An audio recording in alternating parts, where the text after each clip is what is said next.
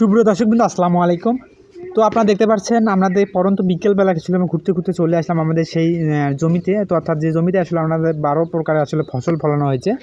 তো মূলত সেই ফসলগুলো আসলে আপনাদের দেখার জন্য আর কি আমরা আসলাম। তো মূলত আমি তো সেই জিনিসটা আপনাদের সাথে একটু শেয়ার করি, এই কারণে আসলে আমাদের কাছে এটা দেখা। তো মূলত আপনাদের যেটা আমি দেখাবো, তো এখানে আমাদের যে মরিচের গাছগুলো দেখতে পাচ্ছেন, তো মরিচের গাছে কিন্তু পাতাগুলো কোঁকড়ানো হচ্ছে বা কোঁকড়ানো লাগছে, তো সেটা আপনারা দেখতেই পাচ্ছেন। তো মূলত এটা আসলে লাগার কারণটা আমরা আসলে বুঝতে পারতেছি না, কারণ যেহেতু এখন আমাদের এই জমিটাতে কিন্তু রস নেই।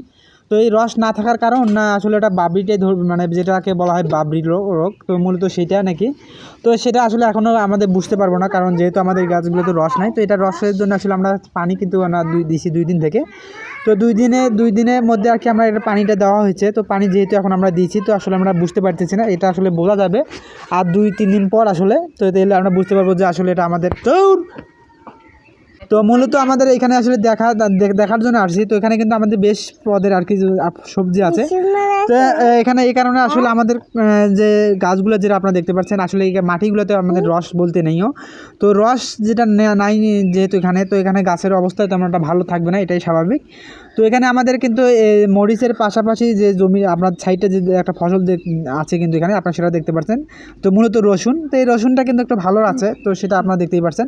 তো মূলত এই রসুনে কিন্তু আমাদের এখন যাওয়ার মতো হয়েছে। তো এখানে রসুন যেগুলো আছে, তো এগুলো আসলে এর পরবর্তীতে কিন্তু আমাদের এখানে এগুলো কবি করা হয়েছে, সেটাও আপনারা দেখতে। তো কবি কিন্তু আছে, তো এখানে কিন্তু বেশ কিছু জায়গাতে আমরা কবি করছিলাম। তো যেহেতু এবারকার কবির একটু বাজারটা একটু ভালো ছিল, তো এই কারণে আসলে আমরা কবি কিছু আমরা বাজারে নিয়ে গেছিলাম। তো আর কিছু আছে এগুলোর সাথে আমাদের খাওয়ার জন্য রাখা হয়েছে। তো বা এগুলো ছোটো ছিল আমাদের।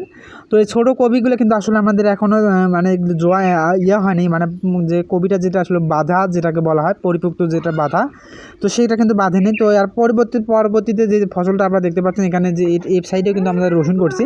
তো মূলত এই রসুনটা কিন্তু আসলে জ্বলে গেছে। তো আসলে জ্বলে যাওয়ার কারণটা সেটা আসলে আমরা বুঝতে পারিনি এটা, কারণ যেহেতু এটা বা আমরা একটা জিনিস আসলে উপলব্ধি করছি সেটা হচ্ছে এখানে যেহেতু আমাদের ঘাস চারপাশে রয়েছে।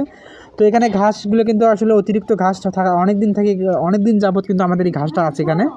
তো এই ঘাসটা থাকার কারণে কিন্তু আমাদের এই যে এইদিকে যে মাটি যেগুলো আছে, এই মাটিগুলোতে আসলে ফসল ভালো একটা হবে না, এটা স্বাভাবিক, কারণ চারপাশে কিন্তু আমাদের ঘাস রয়েছে। তো সাইডে আসলে এই ঘাসের যে শিকড় যেগুলো আছে, সেই শিকড়গুলো কিন্তু আসলে এই জমিগুলোর দিকে কিন্তু আসছে। তো আমরা যখন আসলে এই মাটিগুলো যখন একটু উর্বর করতে ধরি বা খুঁড়তে ধরি, তো তখন কিন্তু আমাদের কিছু জায়গাতে আসলে মানে খোঁড়ানো হয়। তো সেই জায়গা থেকে কিন্তু আমরা বেশ কিছু আমরা যে শিকড় যেগুলো আছে, ঘাসের শিকড় বা শিপা যেগুলোকে বলা হয়, তো সেগুলো কিন্তু পাওয়া যায়। তো এই অনুপাতে আসলে যে অনুপাতে আসলে বোঝা যায়। তো আসলে ওই ঘাসের শিকড়গুলো আসার কারণে আসলে এদিকে মাটিতে রস তেমন একটা থাকে না, বা এখানে ফসল যদি আমরা দিই, সেই ফসলে একটা ভালো একটা পারফরমেন্স আমরা একটা পাই না। তো এটা হয়তো কারণ হতে পারে। তো আসলে সেটা তো আমরা শিওর না, কারণ যেহেতু আমরা এটা বেশ যাবত কিছুদিন ধরে আসলে আমরা কিন্তু এটা করে আসতেছি। তো এইগুলো করার যে আমরা অনুপাত যেটা বুঝতে পারতেছি এখন, তো ধীরে ধীরে কিন্তু এখানে আসলে ফসল হওয়ার